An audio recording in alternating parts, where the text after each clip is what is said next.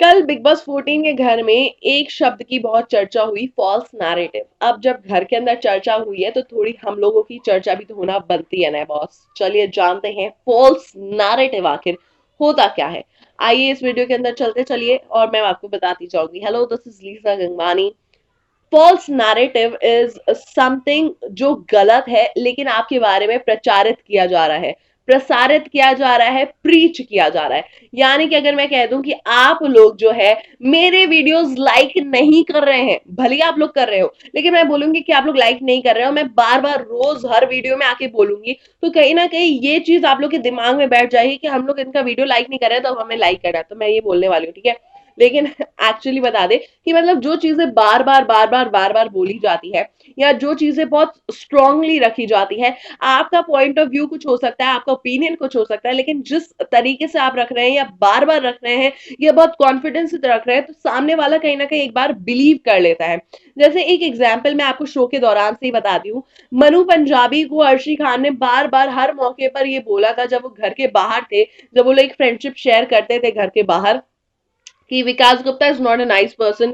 वो काम छीन लेते हैं, वो ऐसे हैं, वो वैसे हैं। तो मनु पंजाबी का वही परसेप्शन बन गया था और उन्होंने कहीं ना कहीं ये शो में आके विकास गुप्ता के सामने बोला था कि मैं वही परसेप्शन के से आपके बारे में सोच रहा था, लेकिन शो में आके एक्चुअली मुझे पता चला कि नहीं, आप वैसे नहीं हैं, there is more to you. ऐसे ही अगर हम लोग यहाँ पर बार बार रुबीना दिलैक के बारे में सुनते हैं, सुपीरियोरिटी कॉम्प्लेक्स, उनके अंदर घमंड है, वो अथॉरिटेटिव है, तो कहीं ना कहीं कई ऐसे मौके आते हैं जहां पे हम लोग को लगता है अरे हाँ देखो अथॉरिटेटिव तो है, अरे हाँ देखो इसमें सुपीरियोरिटी कॉम्प्लेक्स तो है। भले that can be a natural attribute to a person.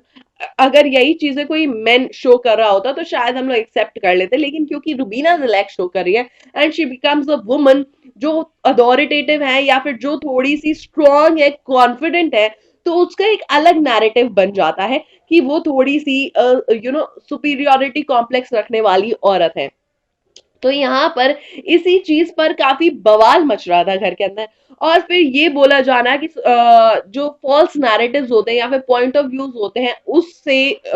Audience का व्यू जो है अफेक्ट नहीं होता है, तो ये काफी हद तक गलत होता है क्योंकि ऑडियंस शो देख रही है। अगर हम लोग शो देख रहे हैं, अगर राहुल वैद्य को हम लोग पसंद करते हैं और अगर रुबीना दिलैक को हम लोग हेट नहीं करते but we like Rahul Vaidya, और राहुल वैद्य बार बार बोल रहे हैं कि Rubina you are authoritative, Rubina you are dominating, Rubina you are like this, you are like that, तो कहीं ना कहीं हम लोगों की जो लाइकेबिलिटी है फॉर राहुल वैद्य वो हम लोग को ये बोलेगी कि नहीं रुबीना ऐसी ही है। भले will not be in that state of mind to जज रुबीना, लेकिन कहीं ना कहीं वो इंप्रेशन पड़ जाता है हम पे। ऐसे ही अगर रुबीना दिलैक को हम पसंद करते हैं और राहुल वैद्य के लिए हम लोग के अंदर कोई भी बैड फीलिंग्स नहीं है, लेकिन रुबीना दिलैक जो यहाँ पे बोलती है कि राहुल वैद्य औरतों की इज्जत नहीं करते, तो हम लोग बार बार वो मौके ढूंढेंगे जहां पे हम लोग को लगे कि हाँ देखो राहुल वैद्य ने औरतों की इज्जत नहीं की। ऐसी एजाज खान या राखी सावंत या घर में बाकी सभी लोगों के साथ भी होता है। तो यहाँ पर फॉल्स नैरेटिव्स जो है या फिर लोगों के पॉइंट ऑफ व्यूज जो बार बार उठते हैं, वो कहीं ना कहीं ऑडियंस का इंप्रेशन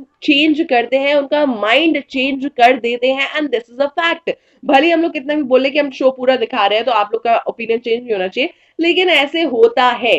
अब इस पर आपकी क्या राय है, आपको क्या लगता है, क्या फॉल्स नैरेटिव्स कर देते हैं ऑडियंसेस का कहीं ना कहीं ओपिनियन इन्फ्लुएंस, या आप लोगों के दिमाग में भी कहीं ना कहीं छप जाते हैं? तो आइए कमेंट सेक्शन में करते हैं इस बारे में चर्चा और हमारे साथ जुड़े रहिए क्योंकि ऐसी कई सारी खबरें हम आप तक लगातार पहुंचाते रहेंगे।